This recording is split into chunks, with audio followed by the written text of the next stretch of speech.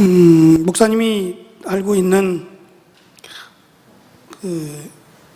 여러 가지 이 내용 가운데서 특별히 TV 광고 가운데 가장 많이 이슈가 되기도 했던 광고 문구 가운데 하나인데요. 침대는 가구가 아닙니다. 누가 들어도 잘못된 말입니다. 그런데 이 말을 하려고 그런 게 아니라 그 뒤에 말을 하고 싶었던 거죠. 침대는 과학입니다 라고 하는 내용을 어필하고 싶으니까 억지를 쓴 겁니다. 침대가 가구가 아니라니요.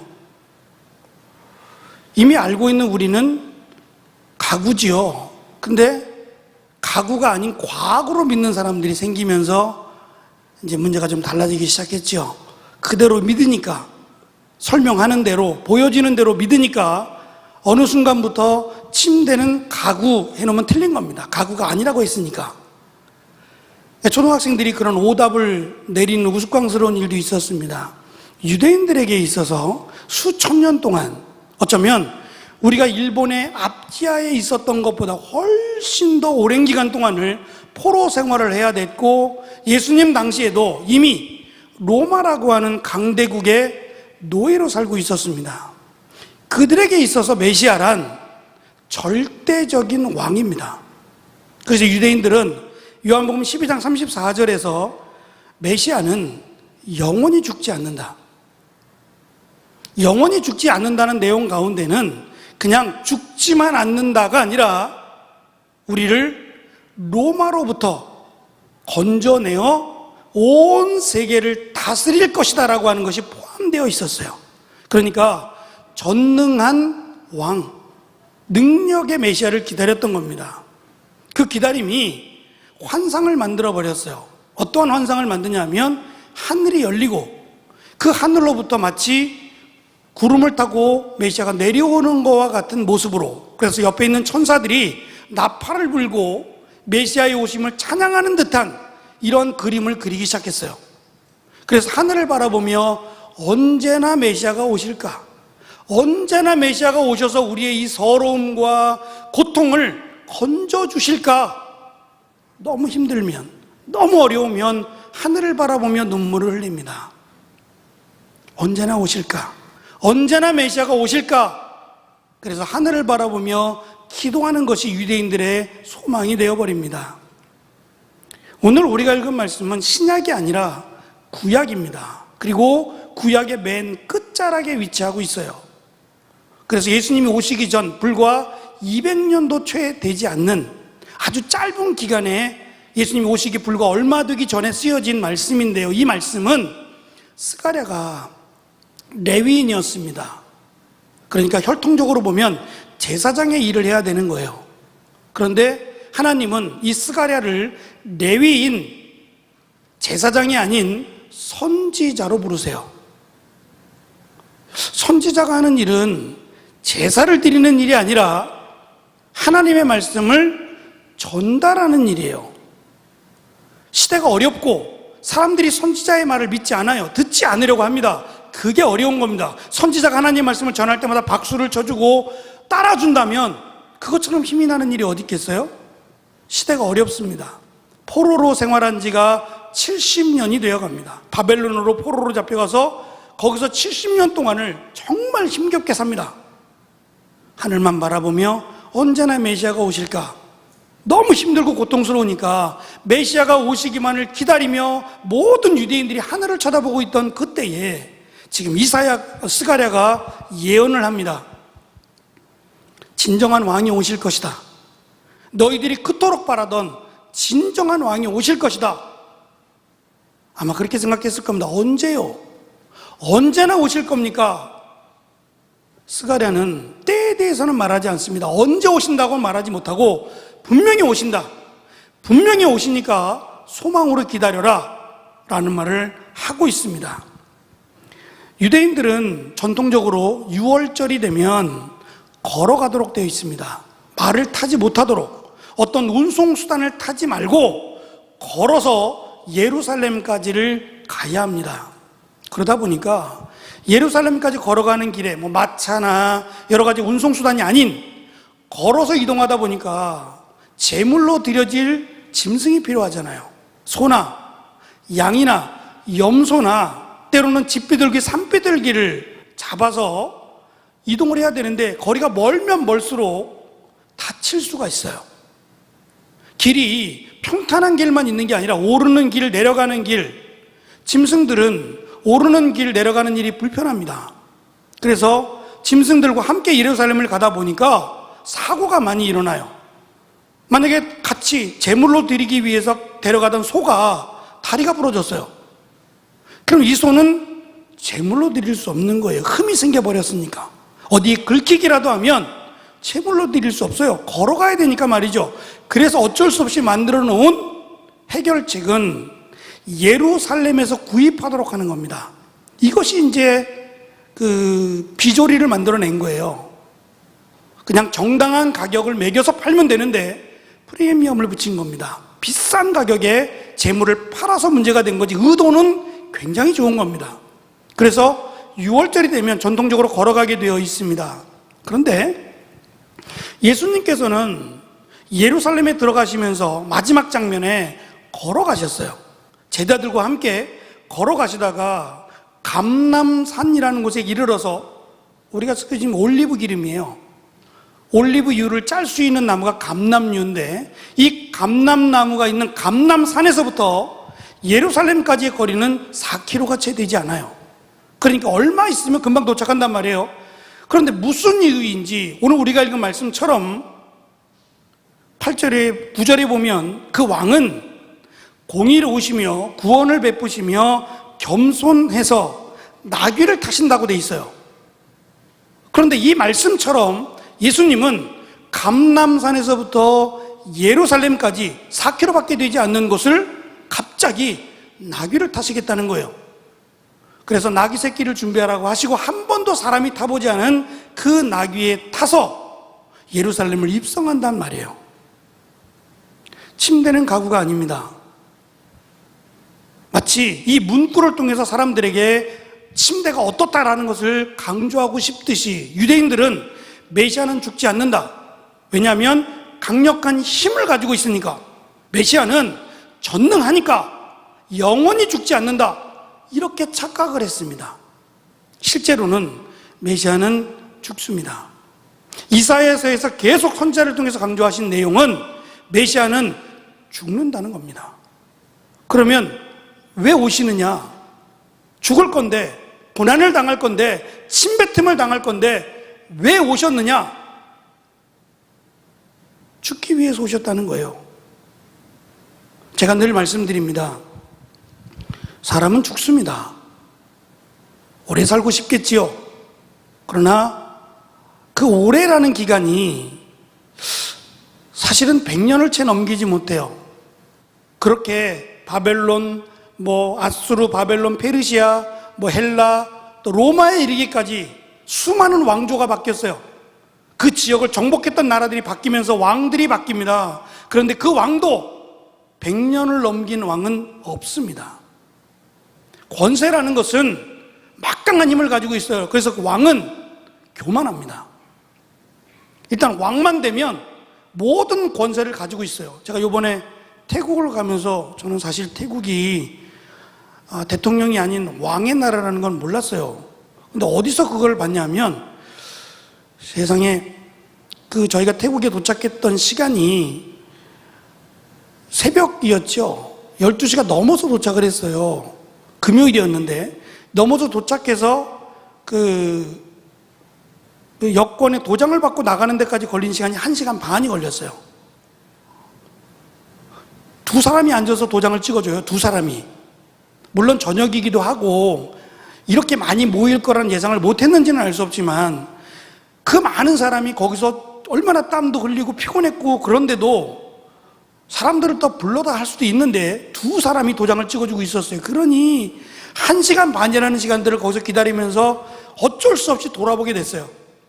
시간이 남으니까 전광판이고 뭐고 읽지도 못하는 그림들 뭐까지는 다 살펴봤는데 아무리 봐도 왕이에요. 인물은 모르겠습니다. 인물이 잘생겼는지 그런 거는 상관없고 어디를 가도 왕이 있었어요. 건물에 가도 왕이 있었고 심지어는 돈은 말할 것도 없고 왕의 나라입니다. 왕의 나라. 그러면 모든 권한은 왕에게 있어요. 죽으라 그러면 죽어야 되고 왕이 모든 일을 할 수 있어요. 그러나 그 권한도 100년은 넘지 못합니다. 그 100년 동안 즐기자는 거고 100년 동안 누리자는 걸지 모르겠어요. 이스라엘 백성들이 기대하던 왕은 100년이 아니라 영원히 다스릴 전능의 왕이었어요. 그런데 예수님은 33세에 돌아가셨습니다. 그것도 우리가 생각하는, 유대인들이 생각하는 막강한 권세를 가진, 그래서 마치 모든 것을 내 마음대로 하는 그런 권세가 아니라 오히려 낮고 천한 자를 섬기고 병든 자를 고치고 죽은 자를 살리는 그러한 일을 하시면서 예수님은 사역을 하셨다는 겁니다. 그리고 결국 우리를 대신하여, 우리의 죄를 대신하여 죽으신 것, 그것이 메시아인 왕 예수님이 하신 일이란 말입니다. 이것을 한마디로 딱 정리하면 겸손이 됩니다. 교만이라는 것은 나밖에 없는 거예요. 다른 사람의 의견도 듣지 않습니다. 모든 것을 내 생각에 비추어서 할 때 교만이라고 말을 해요. 왕은 교만합니다. 누구의 얘기도 듣지 않아도 돼요. 내 생각이 옳은 거고 내 뜻이 법이기 때문에 그래요. 근데 예수님은 그렇기 위해서 오신 것이 아니라 우리의 죄를 대신하여 죽기 위해서 왔다라는 것을 표현하기 위해 나귀 새끼를 탔다고 설명하고 있는 겁니다. 당시 로마가 모든 세계를 정복했던 로마, 이 로마를 딱 상징하는 게 뭐냐면 말입니다. 강력한 왕국일수록 말이 많았어요. 이게 아니라 타고 있는 말, 타고 다니는 말, 특별히 하얀색의 백마, 너무 멋지죠? 그 하얀색의 백마를 타고 있으면 위풍당당할 뿐만 아니라 저 사람은 대단한 장군이야 라고 불려서 전쟁에서 이기고 돌아오는 장군에게는 왕이 백마를 줍니다. 그래서 이 백마를 타고 왕이 있는 곳까지 입성을 합니다. 그때 많은 사람들이 꽃을 날리고 환호를 합니다. 이 나라를 구한 전능한 장군이라고 말입니다. 예수님은 왕으로 오신 것이 분명합니다. 그래서 사탄은 예수님에게 이렇게 유혹합니다. 당신은 전능한 왕인데 유대인들은 죽지 않는다고 기대하니까 죽지 마십시오. 그리고 사람들이 당신을 왕으로 섬기고 따를 수 있도록 돌덩이가 떡덩이가 되게 하십시오. 이 높은 곳에서 한번 떨어지면 천사들이 와서 딱 받을 텐데 그러면 사람들이 당신을 왕으로 따를 겁니다. 당신은 왕인데 왜 죽으려고 합니까? 죽지 마십시오. 이게 사탄의 유혹입니다. 그런데 예수님은 이 땅에 죽으러 오셨어요. 그것을 겸손이라고 설명합니다. 왕이신 그리고 전능하신 하나님이 인간의 육신을 입고 인간의 죄를 대신하여 죽으시는 것, 이것을 한마디로 요약하면 겸손이라고 말을 한단 말입니다.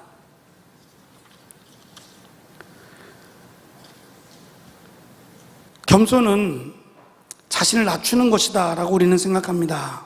그 정도가 아니라 권세를 포기하고 내가 왕으로서 전능한 권세자까지도 포기하고 보잘것없는 바로 우리를 대신하여 죽으시는 것, 그것을 성경은 겸손이라고 표현합니다. 자신이 만든 피조물을 살리기 위해 인간의 육신을 입고 이 땅에 오셨으며 인간의 모든 죄를 대신하여 십자가에 달려 죽으신 것, 그것이 겸손입니다. 그리고 예수님은 우리에게 겸손하라고 말씀합니다. 결국 이 말은 내가 누구를 대신하여 죽으라는 말은 아닙니다. 적어도 내가 갖고 있는 보잘것없는 이 권세를 누리려고 하지 말고 섬기라는 말입니다. 오히려 나보다 못한, 나보다 연약한 사람들을 세워주고 그들을 섬기는 것, 이것이 예수님께서 우리에게 보여주신 겸손입니다. 예수님은 겸손의 왕으로 오셨습니다. 많은 사람들이 그랬습니다. 예수님께서 한 번도 사람을 태워보지 않은 나귀 새끼, 아마 뒤뚱뒤뚱 거렸을 거예요. 예수님은 어린아이가 아니라 장년이었으니까 몸무게가 얼마였는지는 알 수 없지만 예수님은 많은 것을 드시지 않았어요. 그래서 많은 사람들이 예수님은 말랐을 것이다 라고 얘기합니다. 어쨌든 보편적인 몸무게를 가지고 있더라도 나귀 새끼가 예수님을 태우기에는 힘에 부쳤을 수도 있어요. 아직은 그만큼 성장하지 않았기 때문이에요. 그 모습이 얼마나 우스꽝스럽겠어요. 많은 사람들이 예수님을 왕으로 섬기며 호산나 다윗의 왕이여라고 말하며 나뭇가지를 흔들고 있을 때에 멋진 백마를 타고 입성하면 더 멋있었을 거예요. 근데 예수님은 그 백마를 포기하고 보잘것없는 나귀 새끼를 타셨다는 말입니다. 다윗은 아들 압살롬으로부터 배신을 당합니다. 그래서 압살롬이 반역을 해서 아버지 다윗을 죽이려고 한 사건이 사무엘하 12장에 나옵니다. 그때 다윗은 예루살렘부터 거꾸로 예루살렘에서부터 감람산까지를 울며 도망갑니다. 울며 애통하며 도망간다라는 내용이 있습니다. 근데 예수님은 다윗의 자손으로 오셔서 거꾸로 감람산에서부터 예루살렘까지 나귀 새끼를 타며 승리에 입성을 합니다. 다윗은 이스라엘 백성들이 가장 존경하는 왕입니다. 가장 그 왕으로서의 모델인데 그 모델인 왕도 승리를 하지 못하고 실패하는 왕이 되어버리고 맙니다. 그런데 예수님은 다윗의 자손으로 오셨지만 다윗의 모델을 갖고 있는 왕으로 오셔서 승리하시는 내용을 우리에게 말하고 싶었던 겁니다. 그래서 나귀를 타고 불과 얼마 남지 않은 약 4km도 채 남지 않은 거리를 일부러 나귀 새끼를 타고 예루살렘으로 승리에 입성을 하고 계시는 겁니다. 그리고 예수님께서 보여주신 이 겸손의 모습으로 우리가 살아가기를 원하신다는 겁니다. 저는 이 말씀을 묵상하면서 겸손의 왕으로 뒤뚱거리는 나귀를 타고 예루살렘에 입성하셔서 우리의 죄를 대신하여 죽으신 예수님을 생각해 봤어요. 과연 예수님께서 우리에게 무엇을 요구하실까? 저는 문득 떠오르는 생각은 그 나귀 새끼에게 짊어져야 될 짐들이요. 예수님을 짐으로 설명할 수는 없지만 이 나귀 새끼가 앞으로 짊어져야 될 짐들, 이 짐들을 가지고 나에게 나오라고 말씀하신다는 거예요. 우리를 대신하여 죽으신 주님께서 수고하고 무거운 짐을 진 자들은 다 내게로 오라고 말씀하신다는 거예요. 감당하기 힘들고 어려운 문제를 안고 계십니까? 여러분들의 나이에서 여러분들이 짊어져야 될 삶의 짐이 너무 무거워서 정말 내려놓고 싶을 때가 있다면 그 짐을 주님께로 가져가십시오. 제가 태국 선교 우리 청년들과 함께 저녁에 모임을 가졌을 때에 그 얘기를 했습니다. 언제 했는지는 잘 기억이 안 나는데 제가 목사로 살아오고 여러분들보다 20, 30년 더 인생을 살아가면서 제가 여러분들에게 해주고 싶은 말은, 그리고 여러분들을 가르치고 싶은 것이 있다면 딱 하나입니다. 제가 믿고 있는, 제가 딱 알고 따르고 섬기고 믿고 있는 그 예수님을 여러분들에게 가르쳐 주는 겁니다. 그래서 여러분들이 제가 아니라 예수님을 따라가는 겁니다. 저도 예수님을 따라가는 겁니다. 저랑 함께 살고 있는 지금 여기 안에는 저희 가족도 있어요. 딸도 있고 저 뒤에 잠시 휴가 나온 아들이 있네요. 이 아들이나 딸에게 물어보면 저는 그렇게 존경할 만, 존경은 아니고 거룩하지 못하다는 걸 알 겁니다. 왜냐하면 여러분들 가정이 그렇듯이, 여러분들 아빠나 여러분 엄마가 그렇듯이 저도 밥 먹다 보면 실수로 방구도 끼고,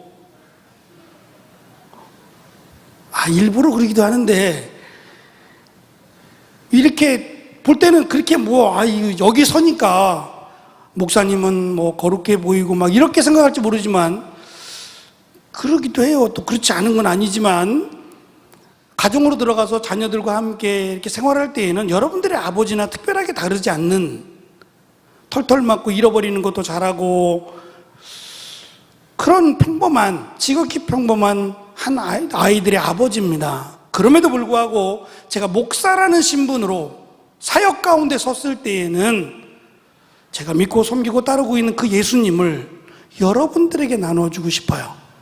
그래서 제가 힘들고 무거운 짐을 지었을 때에 주님께로 가지고 나아가 엎드려 기도하는 것처럼 여러분들도 지치고 힘들고 감당하기 어렵다면 예수님께로 나아오세요. 겸손의 왕으로 오신 예수님, 세계를 정복하고 다스릴 수 있는 능력이 있음에도 불구하고 우리의 죄를 대신하여 죽기 위해 오신 그 예수님의 사랑 앞으로 나아가십시오. 제가 지금까지 섬겼던 주님은 언제나 힘이 되어 주셨어요. 저는 여기에 대한 간증이 있어요.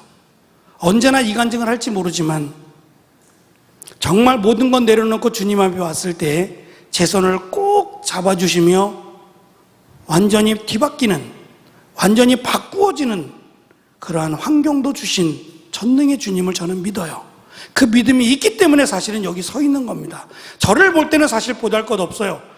제가 여러분들에게 자랑할 만한 것, 글쎄 뭐가 있을까요? 없는 것 같아요. 아무리 생각해봐도. 저보다 여러분들이 훨씬 더 젊고 이쁘고 잘생기고 또 여러분들의 미래가 더욱더 기대가 되기도 하고요. 그런 여러분들에게 제가 무엇을 자랑할 수 있겠어요? 자랑할 수 없는 것 같아요. 그만한 자랑거리는 저에게 없습니다. 그러나 그럼에도 불구하고 저에게 함께 하셨던 하나님의 능력의 삶들이 있기에 저는 그 부분들을 여러분들에게 나누고 싶어요. 힘듭니까? 어렵습니까? 저는 그렇게 말하고 싶어요. 주님께 나오세요. 그리고 주님 앞에 엎드려 기도하세요. 도와달라고. 하나님 힘 주세요 라고 기도하세요. 우리의 죄를 대신하여 오신 그 주님의 은혜와 사랑이 여러분의 기도를 기다리고 계십니다. 힘내시고 용기 내시고 주님 앞에 나오세요. 언제나 여러분들을 잡아주실 손으로 여러분들을 기다리십니다. 그 주님을 만나시고 여러분의 인생 여정 가운데 그 주님을 간증하는 삶으로 나아가는 우리 모든 청년들이 되었으면 좋겠습니다. 기도합니다. 많은 사람들은 나귀를 타신 예수님을 손가락질합니다. 저게 뭐냐고 손가락질하지만 예수님은 겸손의 왕으로 오셨습니다. 우리의 죄를 대신하여 죽기 위해 십자가에 달리시기 위해 오셨습니다. 그 주님께서 우리에게 말씀합니다. 수고하고 무거운 짐을 진 자들아 다 내게로 오라. 내가 너희를 쉬게 하리라 말씀하십니다. 감당할 수 없는 버거운 짐을 지고 있습니까? 마음이 불안해질 만큼 어려운 문제가 있습니까? 주님 앞에 나아오기를 원합니다. 그리고 주님 앞에 내려놓고 기도하기를 원합니다. 하나님 붙들어 달라고, 인도해 달라고, 나에게 힘을 달라고 말입니다. 그리할 때에 언제 그랬냐 싶게 기다리시며 우리의 손을 잡아주시고 안아주실 그 주님을 저는 이들에게 소개하고 싶습니다.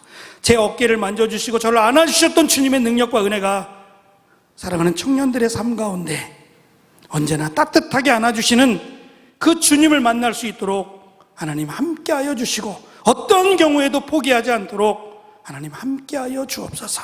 그런 주님의 은혜가 함께하시기를 바라며 예수님의 이름으로 기도합니다. 아멘. 이제는 우리 주 예수 그리스도의 은혜와 하나님 아버지의 무한하신 사랑하심과 이 땅 끝날까지 우리와 함께하며 약속하신 그 성령의 교통하심이 전능의 왕이신 주님께서 겸손의 나귀를 타시고 이 땅 가운데 우리의 죄를 대신하여 죽기 위해 오신, 그래서 수고하고 무거운 짐진 자들에게 나에게로 오라고 말씀하신 그 은혜 앞에 주님께 나아가고 주님과 동행하고 주님의 은혜 가운데 거하는 사랑하는 청년들의 삶 가운데 영원토록 함께 하시기를 간절히 축원하옵나이다. 아멘.